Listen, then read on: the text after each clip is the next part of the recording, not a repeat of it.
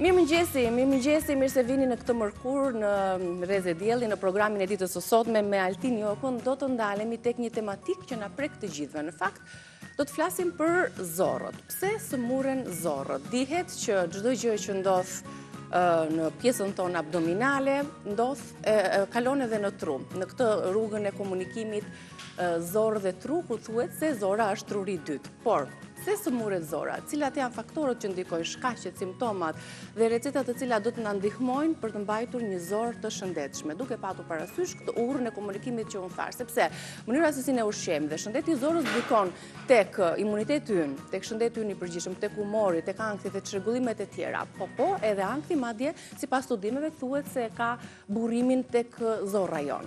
Ndërkohë, do të ndalemi tek 2 mitet e së mërkurës, do të presim me kuriozitet se çfarë ka zgjedhur Altin Joka për të na treguar dhe argumentuar në 2 mitet e rubrikës pra të çdo të mërkure. Gjithashtu, një studim i fundit ka treguar se lakra, kjo perime e lirë, e shëndetshme, e thjeshtë, e pjesë e kuzhinave tona, do të ndikojë deri në ndryshimet tona genetike. Ky është studimi më i fundit dhe shkenca e pranon që ka kaq shumë benefite për lakët, do ta zbërthejmë atë në argumente të përgjithshme, sepse jo më kot dikur gjyshet e përdornin për qetësimin e dhimbjeve, inflamacionit të ndryshëm. Se si arrin lakra të veprojë deri në brëndësi për të qetësuar inflamacionin, na ndiqni dhe mos e neglizhoni lakrën në gatimet tuaja. Shkojmë tani në kuzhinë me zipres të mësoj recetat që ka vendosur të gatuaj Albana.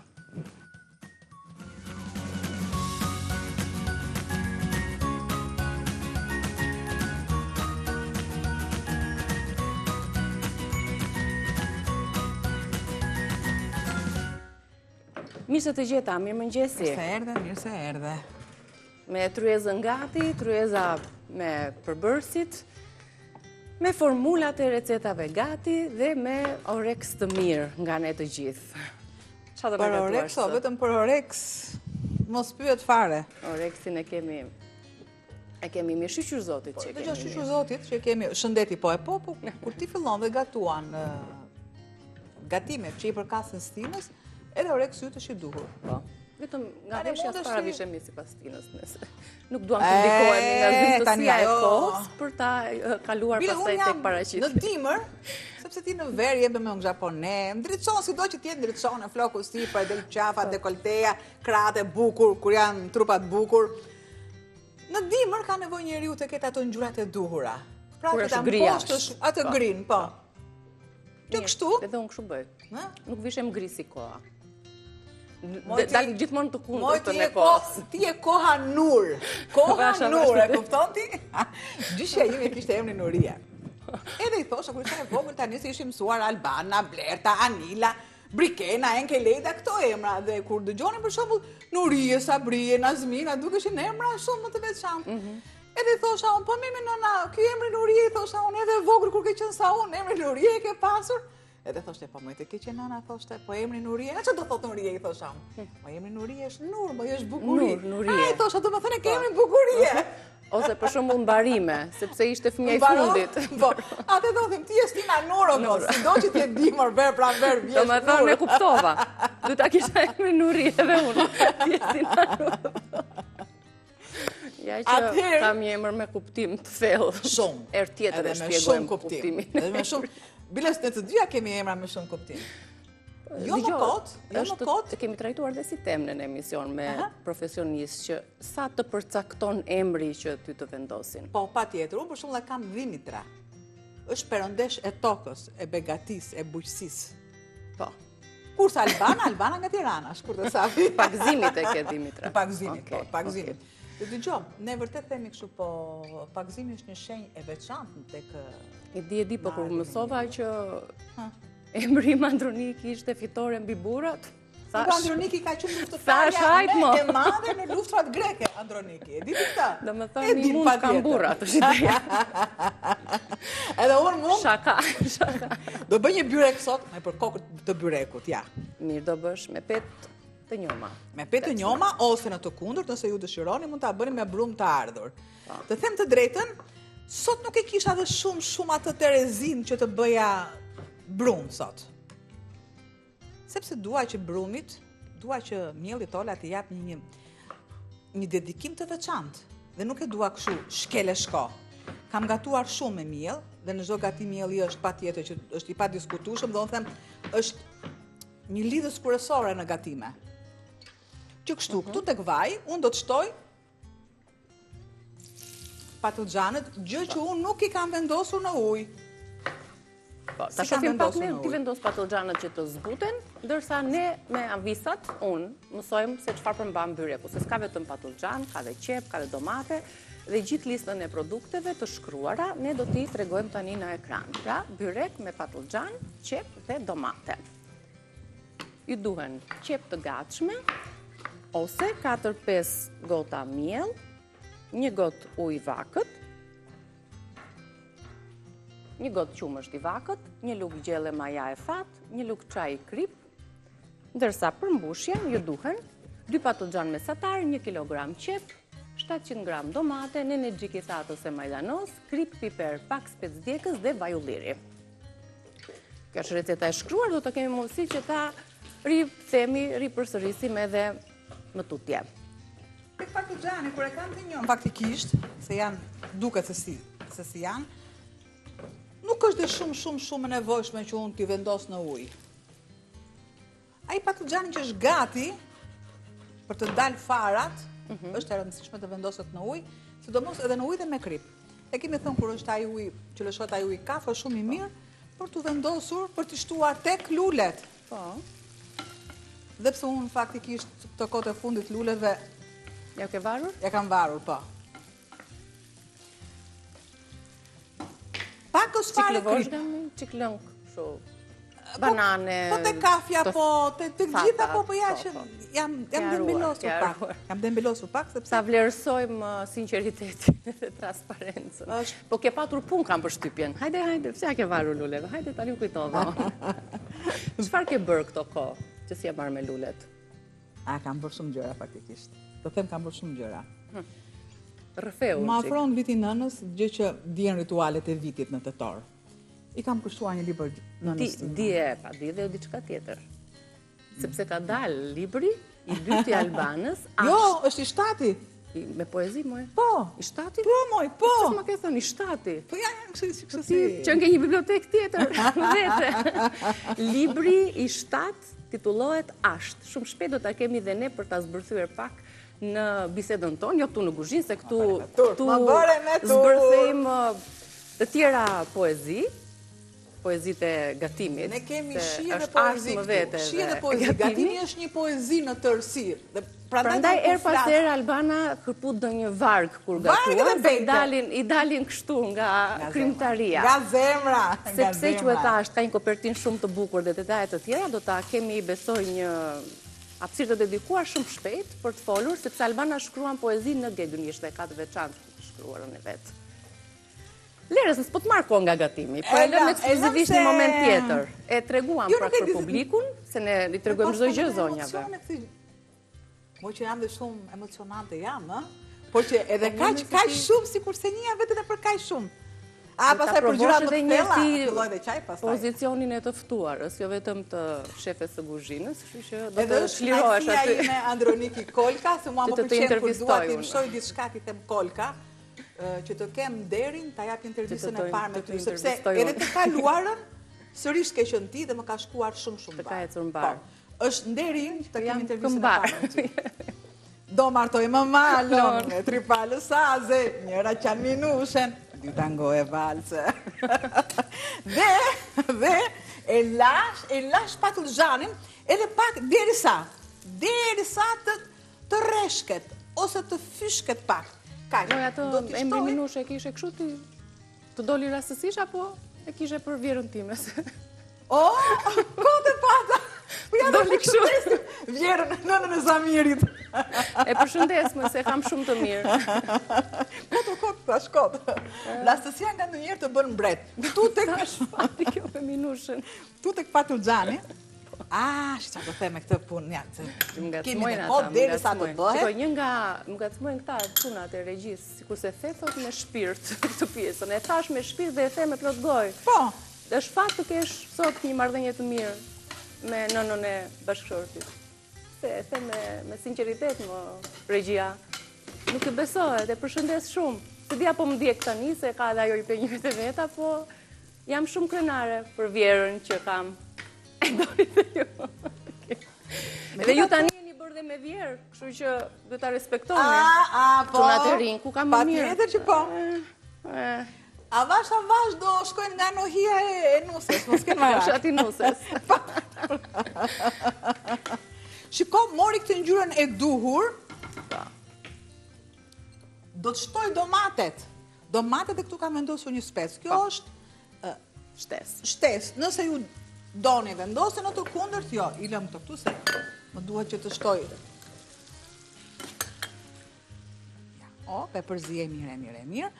A ju thash dje me perimet që mua më të përuan, kryova një buljon, sepse më duhet edhe për gatipin tjetër. Gjithë të mas gatimi do të ashtoj këtu. Ja. Pra patlıcanët më vete, që të ke mundësin të gjitha erzat të jenë bashk me pak buljon, sepse më duhet jetë edhe pak e ujshme. Do të shtoj një mas vaj dhe do ta lë në qetësinë e saj që të bëhet. Përse kam zgjedhur patlıcan të njohur? Sepse doja që të bëheshin sa më shpejt.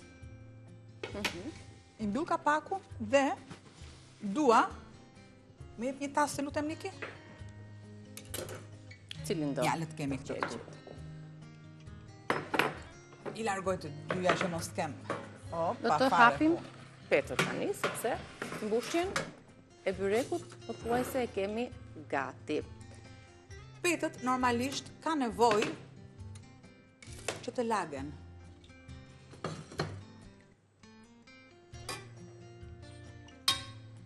Tek buljoni nuk kam shtuar fare krip.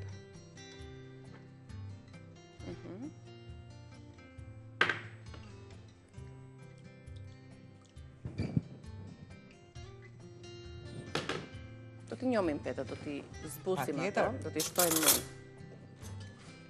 pak lëng buljoni. Te buljoni dhe një çfarë kishim? Kam karotën, lakrën, preshin. E vendos këtu. Do më duhet për më tutje.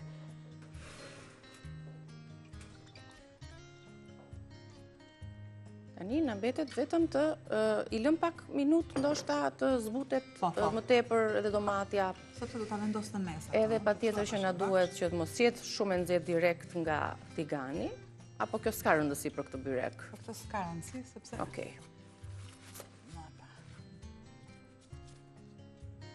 Pet pas pete i vendosim në tepsi.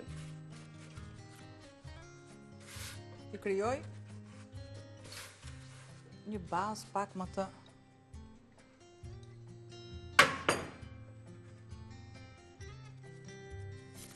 vendosim edhe petën tjetër, ndërkohë, sa pet do vendosim në pjesën e poshtme që të mbajmë më mbushjen? shumë është pjesa e poshtme dhe më pak. Pra, më shumë se gjysma e pakut, si vendosim në pjesën e poshtme, që të mbaj atë mbushjen e rëndë, dhe sa ky proces të ndodh, pra të vendosi Albana pet pas pete, ne shkëputemi për mesazhin e sotëm, mesazhin promocional nga Prostatol. Rikthehemi shumë shpejt. Dhe teksa rikthehemi, shumë shpejt u rikthyem për të vazhduar me byrekun, me patlıcan dhe me perime të tjera. Siç ju tham, do vendosim petët më të shumtën e sasisë së tyre, të pakos që kemi në dispozicion. Teksa mbarojmë me këtë proces, në tigan është duke u përgatitur edhe mbushja. Këto byrekët që kanë perime brenda të bëjnë më pak fajtor, që mund të hash dhe një copë më tepër dhe mund ta shijosh. Ajo gjella brenda me ato aromën karakteristike të perimeve, erzave dhe shijes, të lë atë shijen e mirë të fëmirisë kur gatuani ngjyshet, vinte gjithë të fallati. Të drejtën, vetëm këtu nuk ndjen fajtore. Ndihesh fajtore? Absolutisht. Dikur një fajtore vetëm në darkë që them, mos kisha ngrënë mirë do ishte. Por jam e lumtur, të nesër jam shumë e lumtur. Kjo ka rëndësi, mjafton të ndihesh mirë, jo çdo individ vepron njësoj. Është një profesion kjo gjë. Jam bushja. Kjo është bushja e byrekut. E sillim këtë. I largoj pak saj që të kem edhe unë këtë.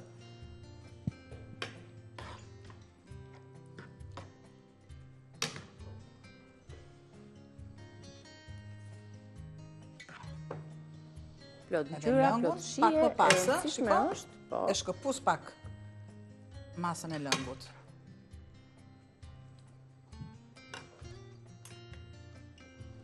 Dhe e nivelojmë. Gjithmonë, ansoret. Se kur marrim byrek të bler, ansoret i kemi gjithmonë pa mbushje. Bosh jam, po ne duam të shijojmë ashtu edhe pjesën krokante të ansoreve, edhe pjesën mbushse. Shtoj edhe 2 peta të tjera. Ska që ajo, s'me porosi u vendos aty të mënyrë diagonale. Do të shtoj të gjithë masën këtu tani. Të gjithë masë. Masa do t'jetë pak e lëngshme, që të mos ngelet e thatë. Po, të zbuten petët. Si që shikni, vepruam me 2 shtresa mbushje. Derisa ja.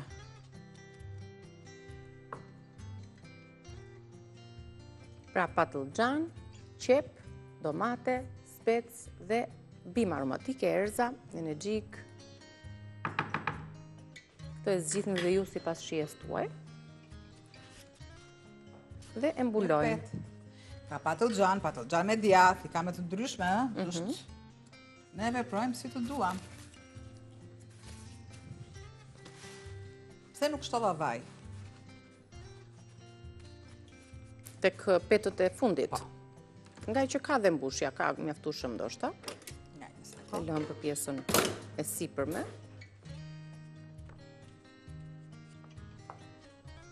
Sa prerje po i bëjmë petëve? Përse e bëj prerjet? Se lëngu? Po. Marr ajër të vendoset deri në fund pjesa. E kësaj përzierjes që bëm ne me lëngun e buljonit, me vaj.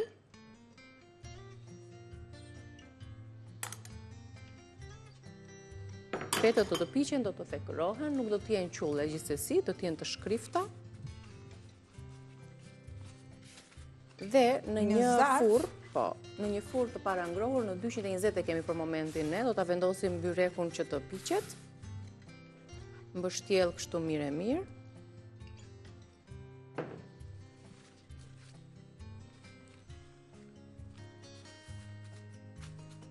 Dhe ja sa bukur përfundoi receta.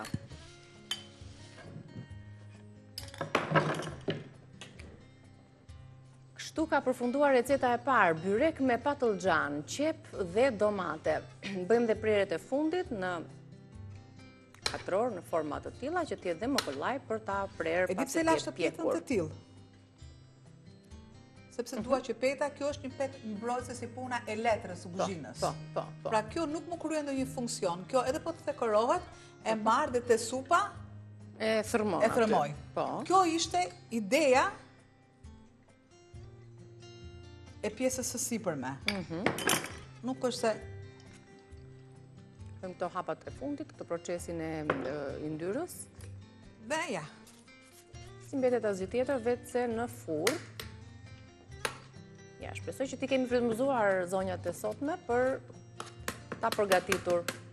Kaq e thjesht, e shpejt, 10-15 minuta jo merr në total gjithë përgatitja me gjithë kaudisjen e perimeve, zbutjen e tyre. Një zbutje lehtë, që proces që më pas vazhdon edhe në furrë. Kaq, asgjë. Shtoj në fund fare, pakës fare krip. Okej. Pakës krip. I kështë edhe pak piper këtu edhe. Shumë. Kjo është sa përshje, nëse doni ju mund t'i shtoni shumë mirë djathtë kaçkavall, shumë pak, por e lënë kaq, direkte në furrë të parangrohur. Furrën e parangrohur tani do të gatuajmë një recetë që është sa tradicionale, aq edhe më e zakonshme, me atë butësinë, atë nostalgjinë, atë shijen, atë aromën që na sjellin specat me gjizë. Mos të specat që kanë dhe një aromë fantastike, që janë të freskëta, janë të vockla, me një gjizë të mirë, me pak kos, krip, piper të zi, piper të kuq, dhe nëse duan pastaj t'japim një shije pikante, u shoh që Albana ka marrë edhe një spec pikant, por më parë, sa bëhemi gati të ngrojmë pak vaj në tigan, lexojmë recetën. Pra, speca me kos dhe gjizë.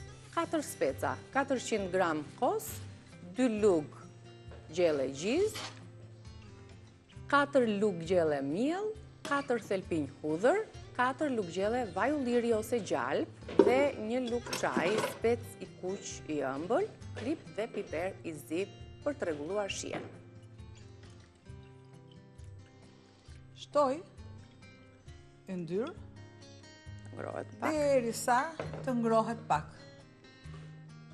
Me atë tasën e pastër të lutem?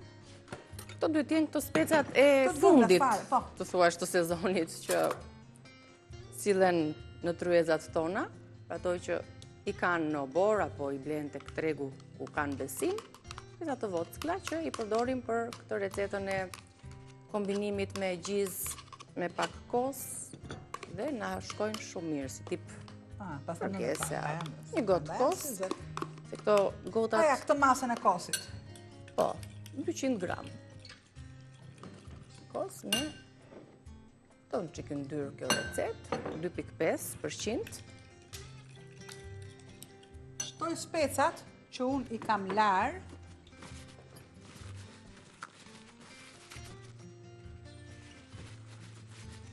Largoj pa tjetër që kërcasin nga ujë.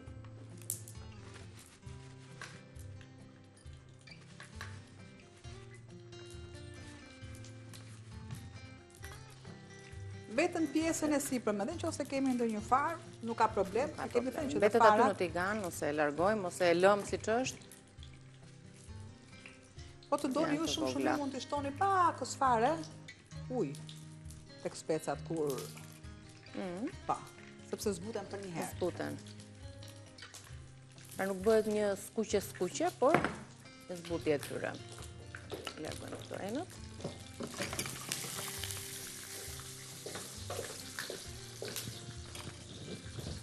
Do të shtoj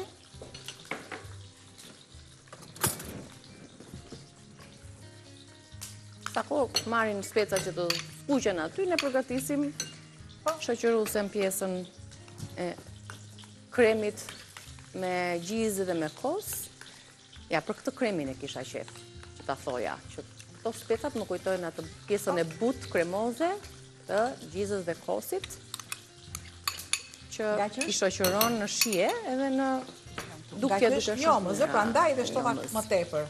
Sepse po të shem atë gjizën, gjizja është, si e thata, si njoma nuk e kanë kremozitetin e njomëzës.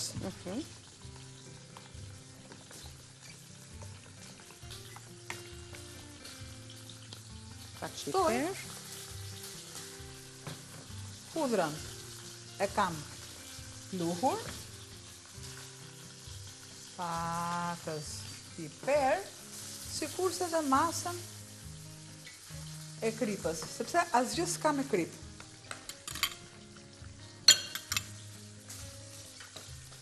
Vajin.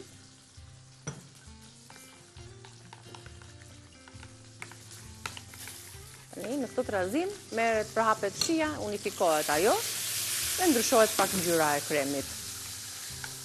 Nëse duam sipas dëshirës, edhe pak spec pikant.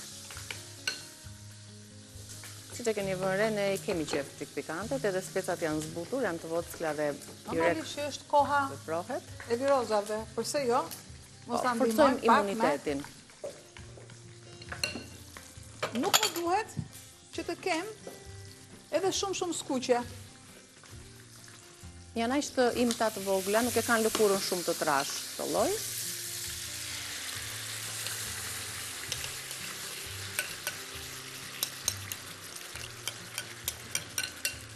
Edhe ky proces është shumë pak aty sa të Do ta shpreh pak me ujë. ngjyhen, po, sa të lyhen pak mirë specat me këtë kremin dhe shpresoj që t'ju ketë ndikuar sadopak, t'ju ketë tunduar kjo receta e sotme, për të thënë, s'kemi bërë speca me gjithë, s'kemi kohë, bëjmë diçka për Shtoj. drekën, për darkën. Shtove një lugë miellë, e lidh më mirë Po, e me lidh pak më mirë. ujë. Po të duasha, Niki, mund të më marrësh pak ato bimët aromatike, sepse i kam frigorifer Po. edhe.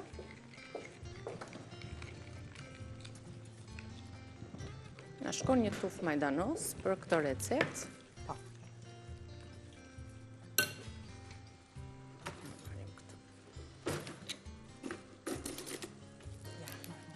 Se disa dhe na janë tharë, duhet marrim të tjera të baçja jonë. Ja. Po dhe këto tharat ka një funksion gjë, tjetër që do të absolutisht. themi, prandaj dhe i kam lënë në rregull janë kaq. Të lëmë për dekor. Një tufës me majdanoz e freskon pak dhe mban ato aromën deri në shije ndesa ta konsumojmë recetën. Por ai procesi është si puna e tavës, që themi ne kur delin ndyra në sipërfaqe, tregon që është gati dhe mos e lejojmë më tej ose më tutje që të ngjitet pjesa e gjizë. Ashtu ka ndodhur dhe te tigani, po ta shihni, është fitur ndyra në sipërfaqe, duke krijuar ato fluskat, që na tregon që jemi gati për ta servirur. Ky është një truk i lezetshëm për të kuptuar shpejt e shpejt sa kohë do ta lëm gjizën, kremin aty me specat.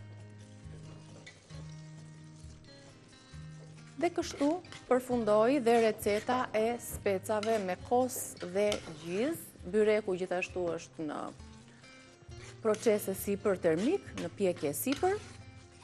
Ç'të themi? Ajo recetë është nuk di. Më e zakonshme, më e thjeshta, kaq e shpejt e traditës tonë, një shije që ndërthur atë traditën shijen e gjysë Derisa dhe shkëputet kjo mas. Po. Ja të marrun Që të mos një ngjes. pjatë.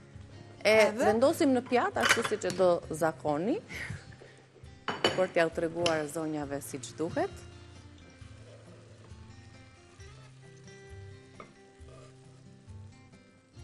Opa. Ja, kjo është receta e përfunduar.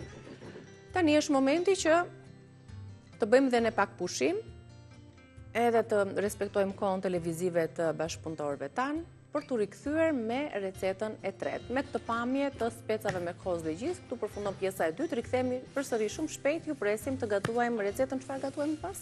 Një sup Do të bëjmë një thjeshtë. supë. Tak, tak, tak. Supë që do na shkoj patjetër edhe me byrekun. Pas reklamave ju presim.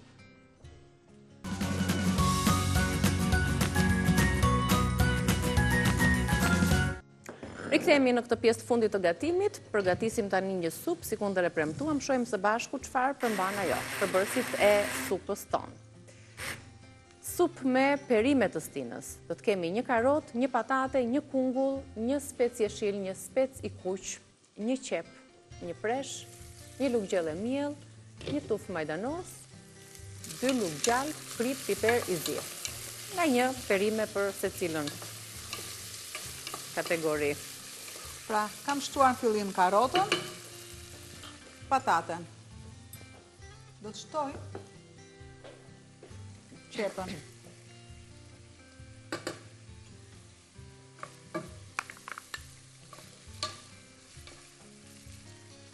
I lë sërisht me kapak.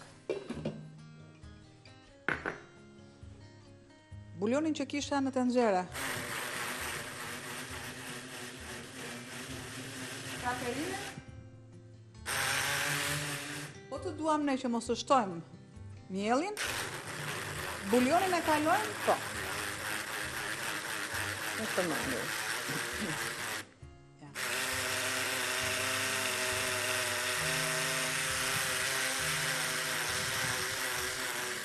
Pra e kemi me dy alternativa. Lë fundin dhe kam të gjithë masën në formë pureje, që e lë këtu.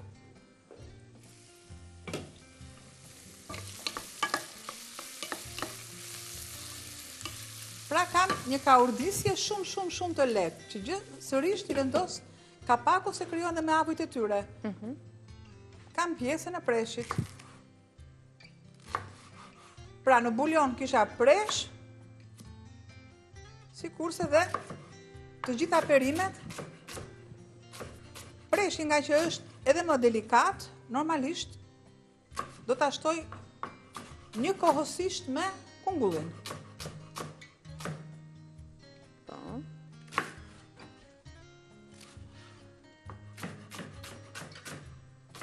Nga që kemi perimet të stinës, se janë edhe shkojnë mirë me njëra tjetrën në antivirale, nash masa. Për të do flasim, se si ushqimi ndikon edhe në imunitetin ton, në gjendjen ton shëndetësore të shëndetit të përgjithshëm, në gjendjen ton emocionale, psikologjike. Shtojmë kungujt që jep një kaurdisje më të lehtë.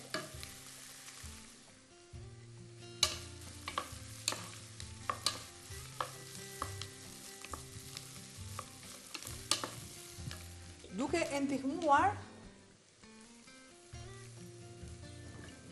me masën e kripës. Pra nuk më duhet që të marrin ngjyrë, absolutisht. Nuk më duhet. Do të shtoj specat, pra keni nga një produkt, sikurse dhe preshët.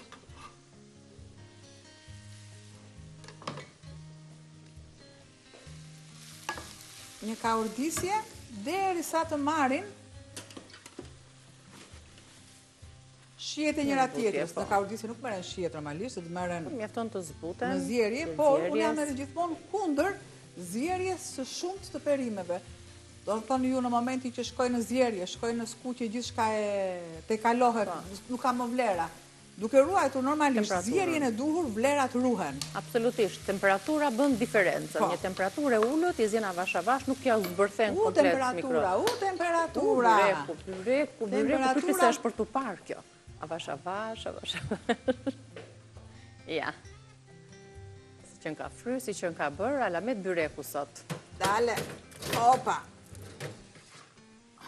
Dhe kjo është koha e duhur, temperatura e duhur për të pjekur një byrek, pa shifeni pak nga afër, çfarë ndjesie ju jep, në shije mirë, e mbuluar mirë, e pjekur mirë, e mbushur gjithashtu shumë mirë me perime.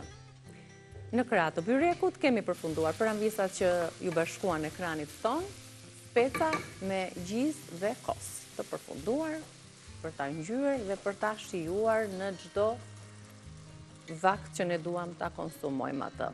Ja se ktheva pak më bukur, kështu si për imazhin e publikut. Tani kalojmë te supa. E mirave është gjithmonë ku ne kemi gjëra delikate, uji duhet të kaloj sipër lugës. Ja, në mënyrë të tillë. Duam avash, ja. Sepse nuk duhet të kaloj të kem shumë mas uji. Po. E lë këtu, kam dafinën që e vendos dhe në një tigan të voçkël do bëj atë të ashtëquajturën djegja e vajit, sepse duhet. Opa, se në vend t'i heq i shova më tutje, do marr pakës gjalp.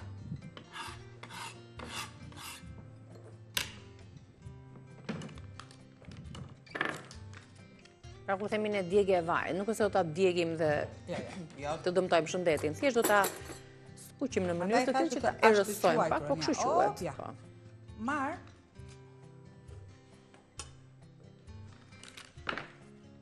një pjesë të gjalpit.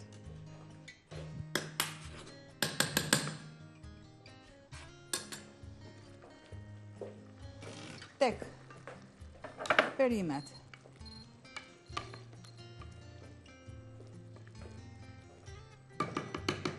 Do të shtoj pjesën e pures.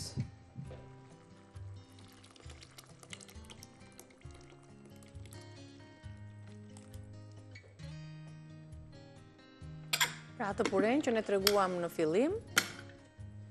Pra kur themu që mbani gjithmonë bulion.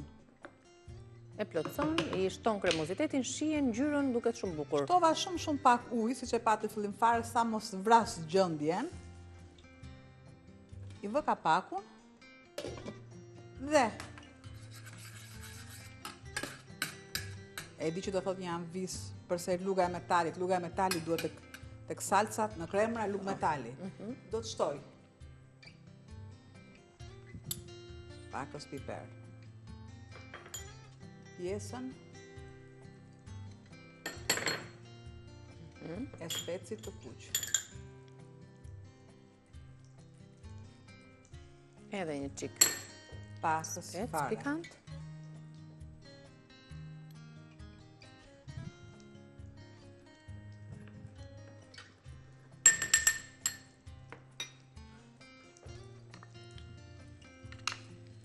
Pra kjo është ajo masa që themi ne do të djegim pak vaj me specin pluhur,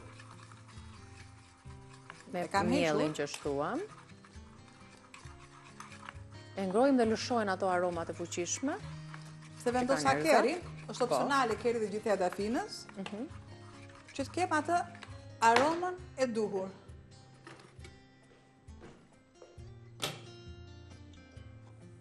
Në vlim e sipër do të shtojmë patjetër edhe këtë djegjen që tham. Nuk do ta kalojmë në mikser apo jo në brirje. Kalojmë me copza siç është. Dhe e shtojmë tek supa. Ndërkohë, nëse kanë nxjerrë shikon Albana perimet, e shtojmë te tasi, nëse jo, e lëm të mbarojë atë proces. Dhe për publikun do ta shohë patjetër në kanalin tonë në YouTube, në Reze Dielli. Ju ftojmë të na bëni subscribe edhe të na komentoni, të na ndiqni në çdo recetë apo këshill që japim nga Reze Dielli. Albana është duke servirur dhe supën, të bashkohet tryezës tonë, plot ngjyra, plot shije dita e sotme. Sepse kujdesi fillon pikërisht te mënyra se si ne ushqehemi, se si ham. Pra, edhe ushqehemi, edhe konsumojmë, edhe ham. Se them ham, sepse edhe kjo mënyrë ka ndikim patjetër në shëndetin e zorës, për këtë bosht të shëndetit të zorës, të trurit, të bosht që shkenca e pranon që është një ur komunikimi e fortë, një bosht biologjik që ndikon në mënyrën se si ne veprojmë, mendojmë, arsytojmë, shëndetin tonë të përgjithshëm, imunitetin e të gjitha këto. Për shëndetin e zorës do të flasim pas pak me Altin Jokën, të lumshin duart Albana, shihemi nesër. Për të tjera këshilla, na ndiqni pas fleshit informativ.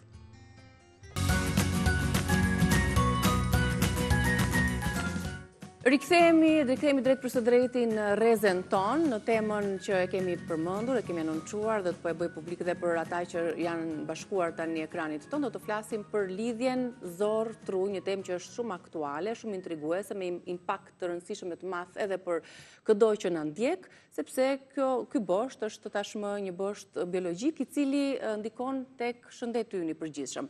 Më parë lidhemi me Skype me Altin Jokën për të marrë këshillat e duhura për temën që kemi zgjedhur dhe për mitet e çdo të mërkure, po ashtu edhe për një studim të fundit që e ngre lakrën këtë perime të dashur të vjeshtur. Më lidhni me Altinin ndërkohë në një nivel më të lartë si një ilaç biologjik. Të përshëndes Altin. Mirëmëngjes, faleminderit për ftesën edhe ju uroj ditë të mbarë. Mirëmëngjes, faleminderit për kohën tuaj. Ta nisim me mitet, çfarë ke zgjedhur për ditën e sotme? Atëre, sot kam zgjedhur 2 mite, me që da filloj me mitet. E para është një mit që në qoftë se ne konsumojmë ushqim pas orës 8 të darkës, dëmtohet metabolizmi, edhe shumë njerëz besojnë sepse ose krijojnë një formë dhjami, ose kthehet në dhjam, ose dëmtojnë gjithë pjesën metabolike. Faktikisht e vërteta shkencore është ndryshe. Metabolizmi jo nuk flet kurrë. Trupit i duhet energji në çdo kohë. Në 24 orë që funksionon, ai do energji, ka nevojë që vazhdon përsëri procesi tretjes, i qarkullimit gjakut, bëhet riparimi i qelizave. Kështu që nëse do ham vonë, ushqimi ka për tu tretur ose për punuar më ngadalë se sa gjatë ditës për shkak të ritmit cirkadian. Por ora nuk është faktori vendimtar tek ajo që ne ha, ose për atë që ne ha. Studimet e fundit kanë treguar qoftë niveli i shëndetit metabolik, qoftë shtimi i peshës, lidhen më shumë me sasinë e ushqimit që ne marrim dhe me produktin që marrim apo me cilësinë e tij. Nuk varet nga ora e konsumit, sepse dikush mund të konsumojë në orën 6 darkës ushqim, por mund të hajë 2 pica, mund të hajë 3 sufllaqe, supozoj.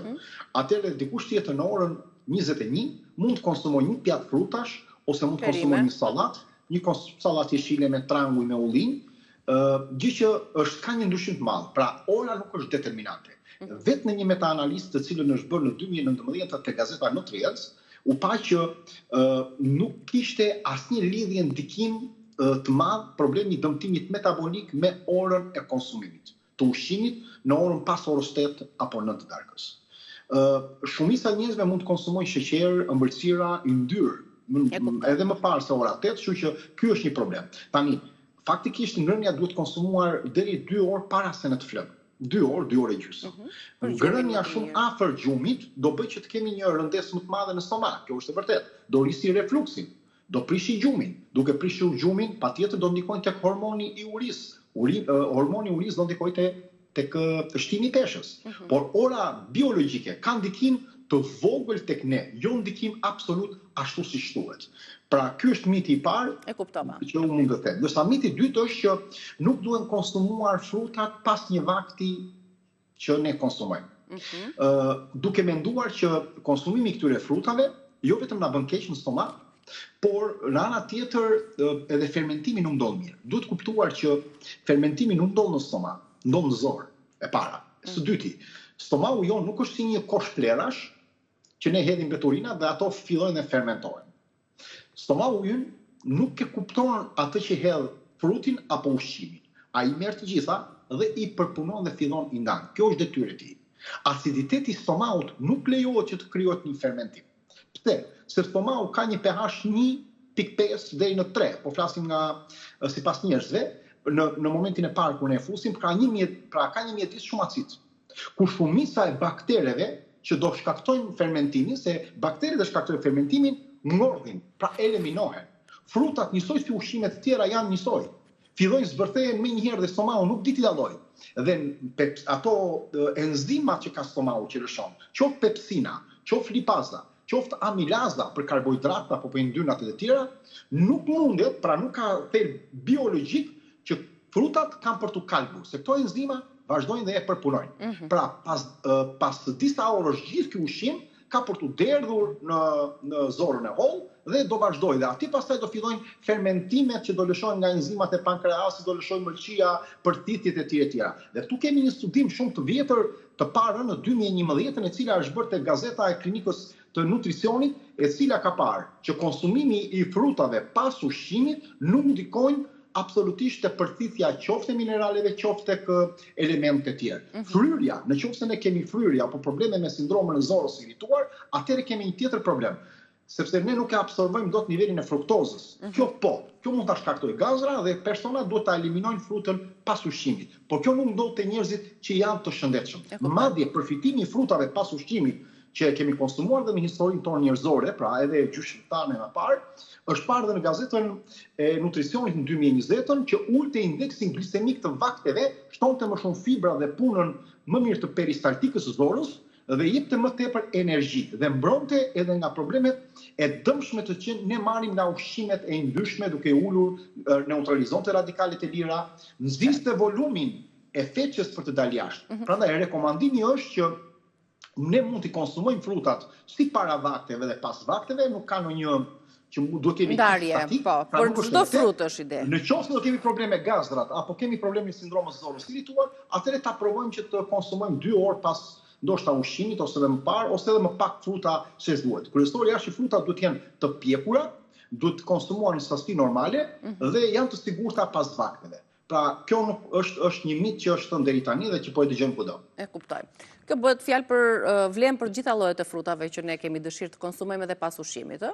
Nuk ka ndonjë ndarje. Sidomos ananasi dhe papaja janë shumë të rekomanduara pas ngrënies në një vakti, nga niveli i lartë i enzimave që rregullojnë problemet e tretjes dhe të zorës, por rregullon dhe mukozën e zorës, bëjnë dhe një balancim po ashtu edhe të nivelit të bakterial. Të flasim tani për shëndetin e zorës, sepse ky bosht biologjik zorë tru është pranuar edhe nga shkenca, që është në një komunikim të vazhdueshëm. Ne kemi dëgjuar shpesh që zora është truri i dytë.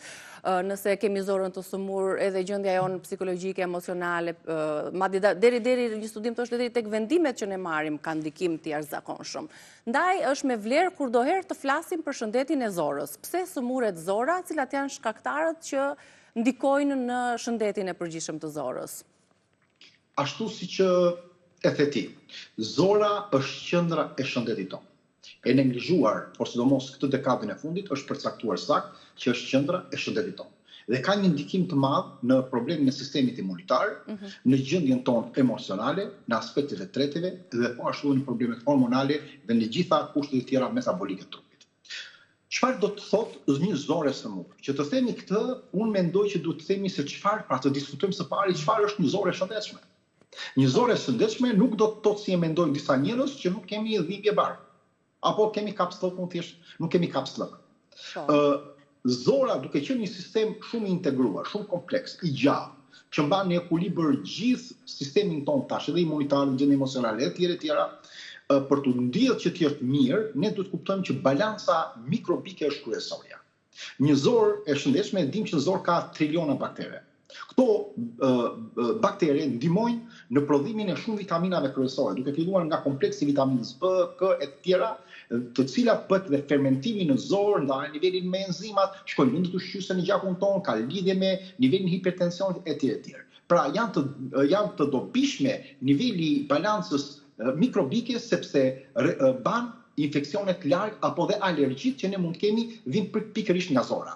Shtresa e brendshme e zorës, ku nuk e kemi të shëndosh, atëherë tregojnë që kemi një përshkueshmëri ose dëmtim të mukozës. Duke u dëmtuar nëpërmjet toksinave, do ndodhi që të rriten gjithë këto inflamacione dhe lodhja. Në ana tjetër, lëvizshmëria normale, nëse një zorë është e shëndetshme, do ta kuptojmë të lëvizshmëria, ku ne dalim jashtë 1 herë, 2 herë në ditë, pa dhimbje, pa gastra, pa aromë shumë të rëndë.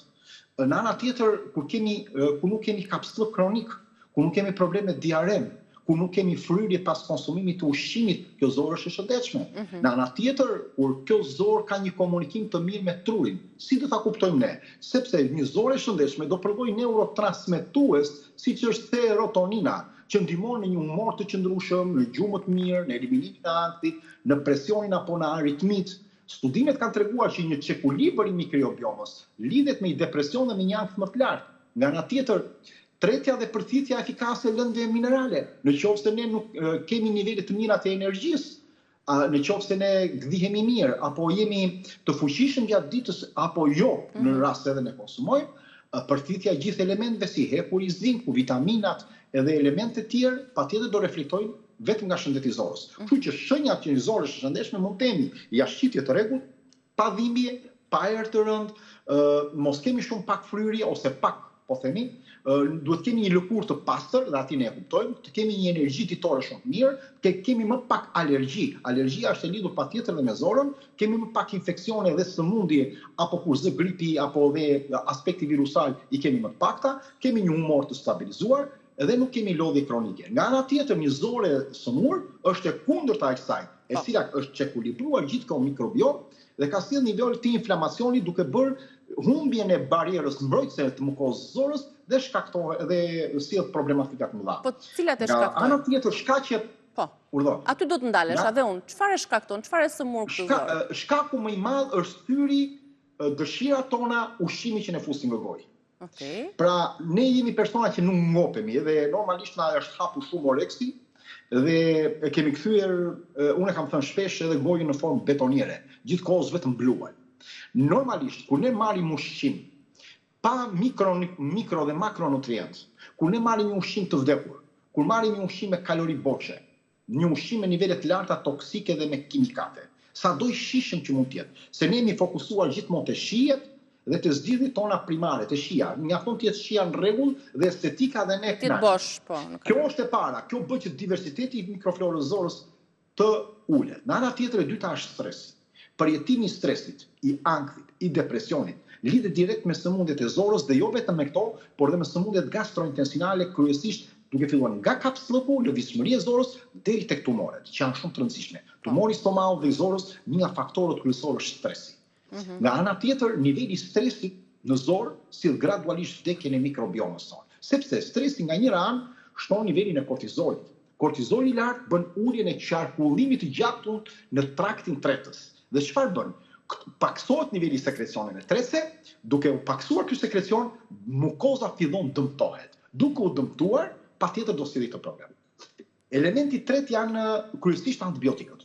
Edhe ilaçet e tjera, po qetësues, por kryesisht antibiotikët, që e shkatrojnë deri në 90-92% është parë, dy studime kanë parë një 90-92%, bakteret e mira i shkatrojnë.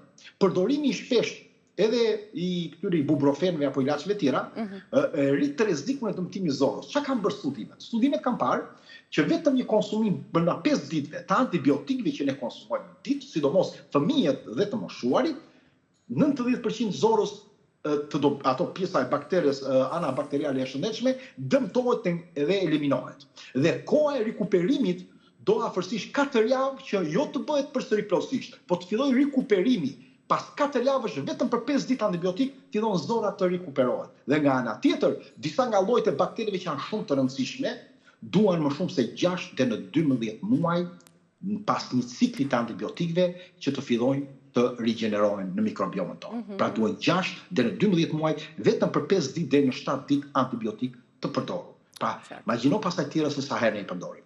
Elementi 4 janë infeksionet, helmimet, problemet gastrointestinale. Në qoftë se ne do helmohemi nga ushqimet, në qoftë se ne marrim element të toksinave nga ushqimet, nivelet e larta të kimikateve, në qoftë se ne kemi kanditën, që e cila prodhon normalisht toksina që ndikojnë në mukozën e zorës, por ndikojnë edhe tek lodhja jonë, tek mjergulla mendore, tek problemet e trupit. Po, në ana tjetër intolerancat ushqimore. Ka shumë njerëz që kanë intolerancë, sidomos ndaj glutenit, që kanë një ndjeshmëri shumë të lartë, patjetër që proteinat e tyre, pra një proteinë që nuk funksionon në zorën tonë, bëjnë që të kemi një problem të rënd duke shkaktuar inflamacion. Nga ana tjetër edhe laktoza dhe kazeina patjetër shkaktojnë një inflamacion në zorë tek shumë persona. Nga ana tjetër janë disa fruta të cilat janë persona që kanë probleme me fruktozën, me përthushmërinë e fruktozës. Nga ana tjetër aciditeti i ulët në stomak. Sidomos njerëzit që përdorin nivele të larta të antiacideve.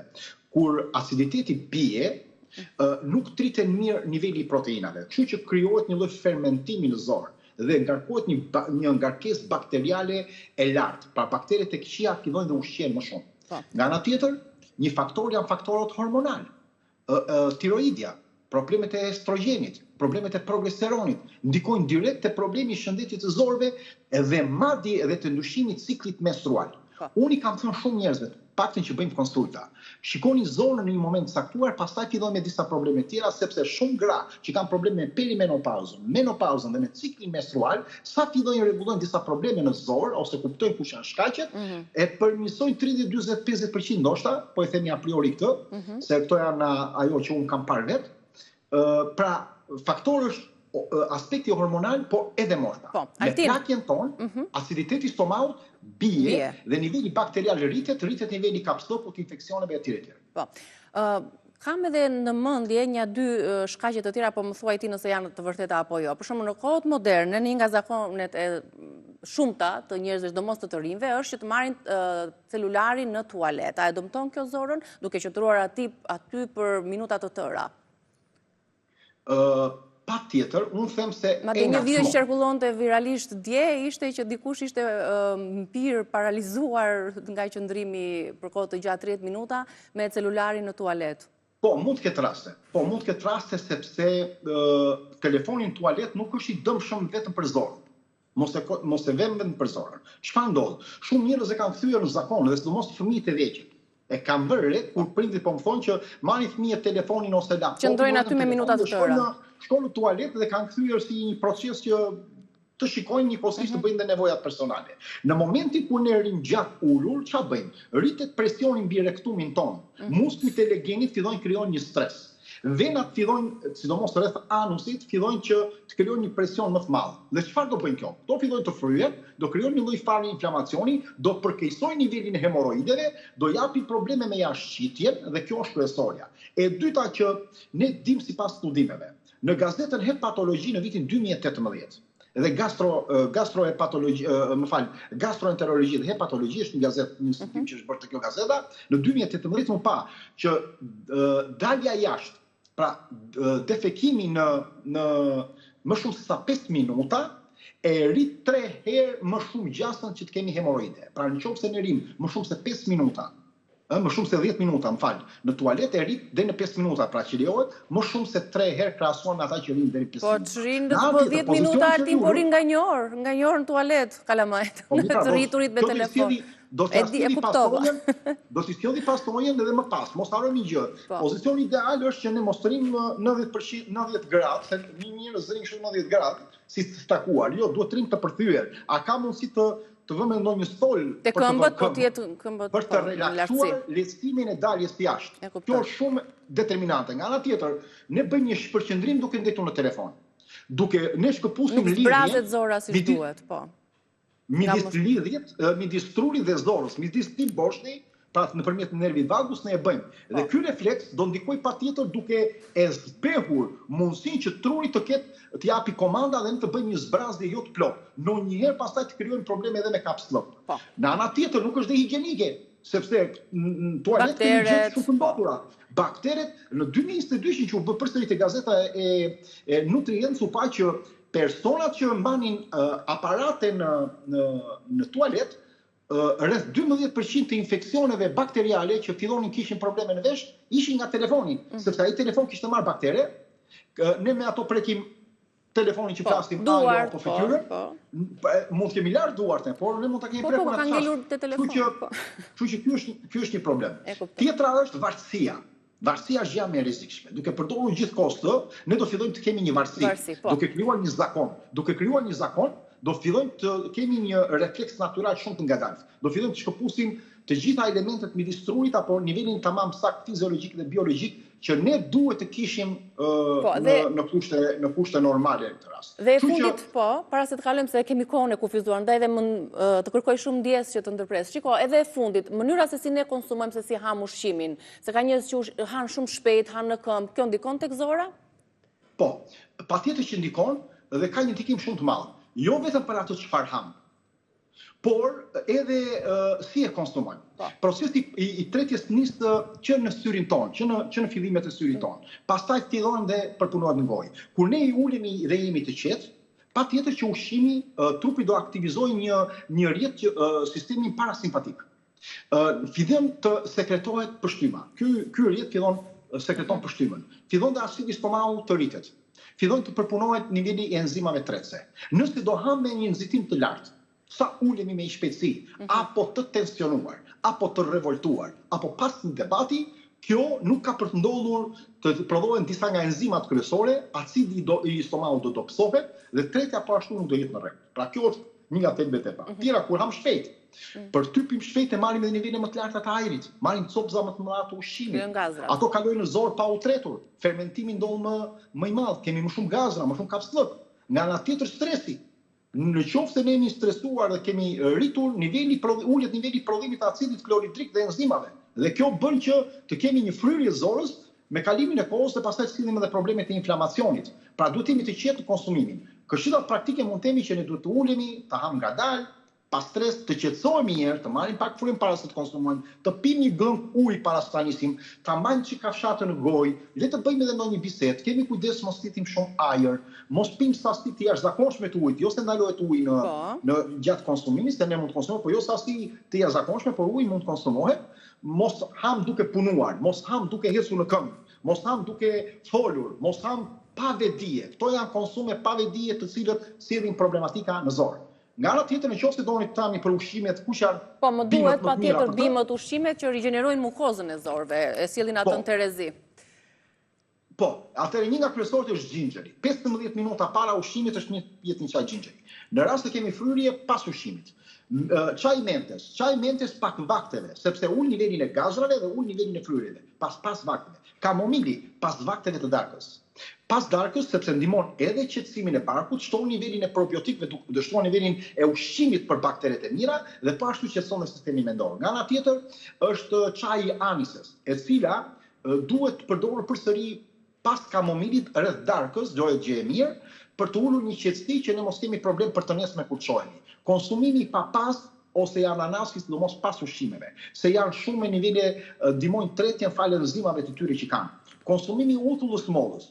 3 herë në ditë po e kemi mundësinë nëse nuk kemi probleme stomakut. Edhe në mëngjes, edhe në drekë, edhe në darkë. Konsumimi i lëngut të kockave të mishit. Sidomos të pihet një gotë në mëngjes do jetë shumë mirë dhe pak ndoshta në darkë. Një lugë gjel aloe vera, rreth 15-20 mg marrë sa është një lugë, sidomos në mëngjes, esëm. Konsumimi i lakrës, lëngut të lakrës të fermentuar. 1 ose 2 lugë gjelle, jo më shumë, dhe në qoftë se nuk do kemi probleme mund ta konsumojmë, po jo i lëngu i lakrës të qishtë në supermarket, sepse ata janë nivele të shkuar të acideve dhe është e vdekur.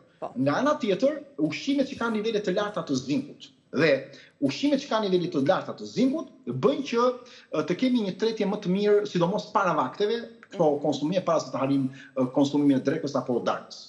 E kuptova. Altini, do të shkëputemi për pak publicitet dhe do të flasim për lakrën, pikërisht për këtë perime që e gjejmë kudo tani në sezonin ton dhe shumë miqësore për shëndetin e zorëve.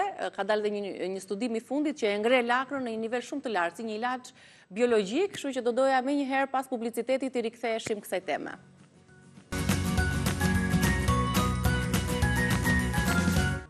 Rikthehemi me Altin Jokën, do të flasim për lakrën, pasi shkenca së fundmi ka quajtur atë një ilaç biologjik me ndikim dhe efekt të drejtë për drejtë në ndryshimet tona gjenetike. Përshëndetje edhe një herë Altin. Përshëndetje. Ç'mund më thuash për këtë studim të fundit mbi lakrën dhe do të flasim pastaj edhe për benefitet e konsumimit të saj. Jo më kot gjyshet tona e shtypnin lakrën dhe kanë përdorur edhe për dhimbjen e hëntjeve, të gjunjëve, të shpinës së lodhur, madje i kanë shtruar edhe në shtrat për t'i qëndruar, apo për dhimbjet e gjoksit, sepse lakra, sipas tani edhe studimit, ka një mekanizëm biologjik aq të sofistikuar, sa nuk është menduar do të parë, sa mund të rivalizojë me terapitë moderne që ne kemi. Dhe studimi që është bërë tek farmakologji në vitin 2022, pra nuk është studim i ri, por po e thoni se ndoshta tani është parë si nga të tjerë që është përhapur, kam parë ose shkencëtarët kanë zbuluar se lakra nuk është thjesht një grumull vitaminash, antioksidantësh dhe elementësh të tjerë. Brenda saj fshihen disa mikro-RNA bimore, të cilat janë molekula të vogla gjenetike. Këto RNA janë copa të vogla të RNA-s, të cilat fikin në si një pult i televizorit, fikin dhe ndezin të gjithë gjenet tona. Surpriza që është parë te kjo, është parë që ne kemi një,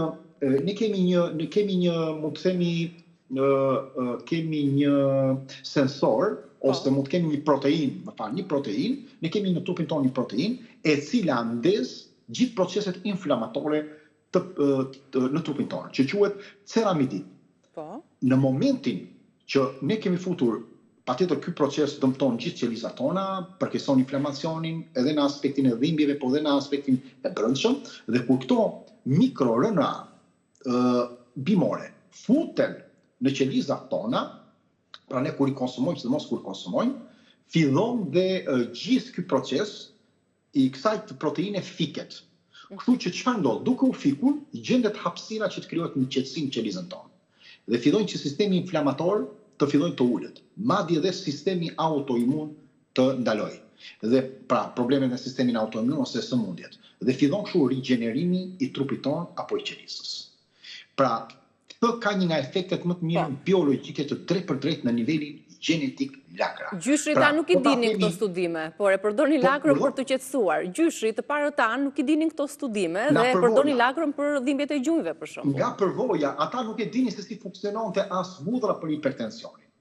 As specifikant, nuk e din, po të shikojmë studimet e fundit për hudhrën, që është nga studim, është nga mund të themi produktet më të bërë në studime, ose janë bërë studime më të mëdha ndoshta për të sa për shumë të tjera, do shikojmë disa gjëra të veçanta që të parët tanë duke sikur i kanë ditur. Mi rezervoj për të mërkurën tjetër. Është eksperiencë. Tani, po ta shikojmë nga aspekti i mjekësisë moderne, ose farmakologjisë, ne mund të themi se ky studim e ngrën lakrën në nivelin e ilaçeve biologjike, që zakonisht kushtoj mijëra euro, dhe ky studim, mos harrojmë gjë që përveç modulimit të gjeneve dhe të sistemit imunitar, ky studim është porositur nga një nga kompanitë më të fuqishme farmaceutike, nuk është bërë rastësisht. Sepse nëpërmjet lëngut të lakrës ose esencave që do marrin nga lakra, duke krijuar disa elementë kimikate të futura në laborator, kjo kompani mendon që të krijojë disa ilaçe antiinflamatore të suksesshme kundër disa sëmundjeve të rënda. Por ne kemi tek lakra në mënyrë normale. Pra kemi në ana tjetër që të kuptojmë pse lakra është kaq e mirë, mos harrojmë që lakra rregullon nivelin e tensionit të gjakut dhe bën dhe ekuilibrimin e lëngjeve dhe po ashtu rregullon problemet qoftë në aspektin e mushkërisë, qoftë në aspektin nervor. Ka nivele të mira të kaliumit, të kalciumit, që është shumë i mirë për shëndetin e kockave, për shëndetin e dhëmbëve, për kontraktimet muskulare ose lëvizjet e syrit të muskujve të mpicjes së gjakut, që është shumë e mirë. Ka dhe nivele të fosforit që e bën kockën akoma më të fuqishëm. Por midis tjerave që të prodhojë edhe në nivelin e mitokondrive, të prodhojë një energji më të lartë për nivelin tonë qelizor. Për nivelin tonë qelizor. Kështu që nga aspekti tjetër ka nivele të hekurit, ka nivele të manganit, ka nivele të zinkut, që është shumë e mirë për nivelin e sistemit imunitar, është për lëkurën, për hormonet.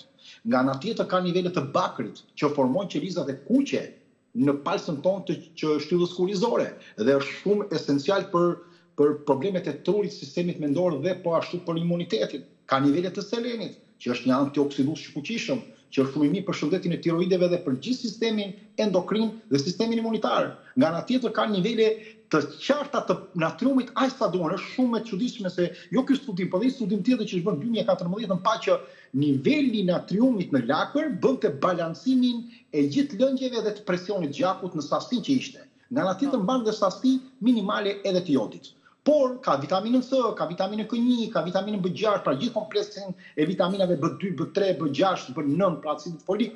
Ka vitaminën U, e cila është një nga vitaminat kryesore antiulceroze, që mos e harrojmë këtë. Ka nivele shumë të mira të antocianinave, sidomos lakra e kuqe që është 7 herë më e fuqishme se lakra e bardhë. Ka cianid, e cila është ajo kuqa ngjyrë vjollës, ose ka delfinidid, e cila është bluja në vjollës, ka malvidin, e cila është ajo ngjyra e purpur tek lakra, kemi petunidinën, që është ajo ngjyra blu vjollës në momentin kur ne kemi grirë lakrën dhe ka kaluar, se ajo kalon në disa faza këto antocianina, të cilat janë komponime që ja kalojnë ilaçeve të tjera, pra janë ilaçe natyrale kundër problemeve tumoriale, neutralizojnë radikalet e lira, nivelin e stresit oksidativ, ndihmojnë në mbrojtjen e qelizës dhe mosdëmtimin e tyre. Kështu që tek lakra midis të tjerave, mos harrojmë që është gjetur një element që quhet sinigrina. Është një lëndë antikancerogjene shumë e fuqishme, e cila është futur në disa nga preparatet e fundit të problemeve tumoriale, sidomos të kancerit të zorës, të prostatës, të fshikzës dhe sidomos të kancerit të gjirit. Nga ana tjetër ne dim shumë mirë që lakra, duke pasur disa nga këto nivele të polifenoleve apo dhe nivelin e sanigrinës, por edhe të vitaminës U, edhe elemente të mineral, lufton nivelin e helikobakterit. Qetëson nervat. Më parë është përdorur edhe në Romën e lashtë, është përdorur për nivelin e qetësimit nervor. Qetësim përveç të kyçeve, përveç pastrimit të zorëve, përveç qetësimit të migrenës, sidomos të lëngu i saj, rigjeneruesi i lëkureve dhe indeve. Pra, lakra është një element shumë determinant dhe jo më kot një naturopat gjerman për paqet për 19 vite. Familja e tij nuk u sëmund nga asnjë lloj sëmundje, vetëm nga konsumimi i lartë i lakrës së fermentuar dhe i lëngut të lakrës që konsumonte. Bashkë me karotën, po baza ishte lakra. E kishte të përditshme në dietën e tij familjare. Të mendosh që është edhe një perime shumë e lirë Altin në treg, duke ditur gjithë këto vlera, duhet të ishte çmimi shumë i lartë i kësaj perime. Shumë e lirë, sidomos për rastin e gripeve, të ftofjeve në këtë rast, për forcimin e sistemit imunitar. E përzir me uthullën, e përzir me mjaltin, e përzir me gjinxhin, e përzir me rozmarinën, ose me karotën.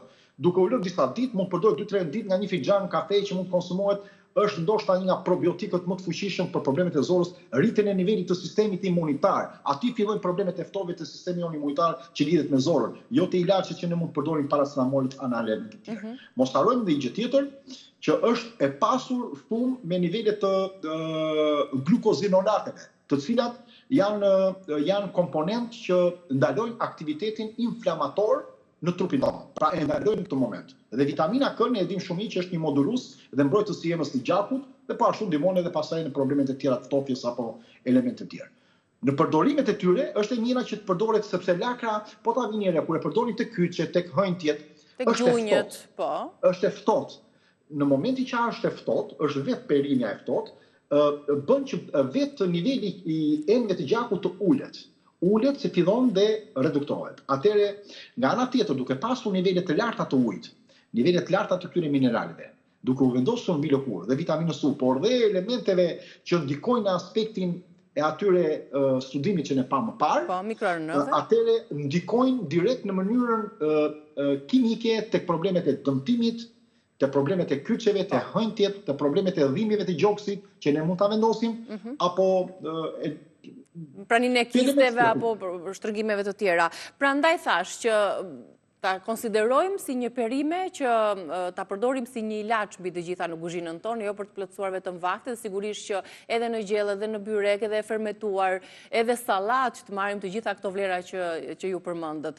Sallata me mirë është sallat karotë, lakër e bar, lakër e kuqe, karotë e grirë, repa të kuq, rigon, majdanos, kopër, mente, uthull, vaj ulliri. Kjo është sallata më mirë.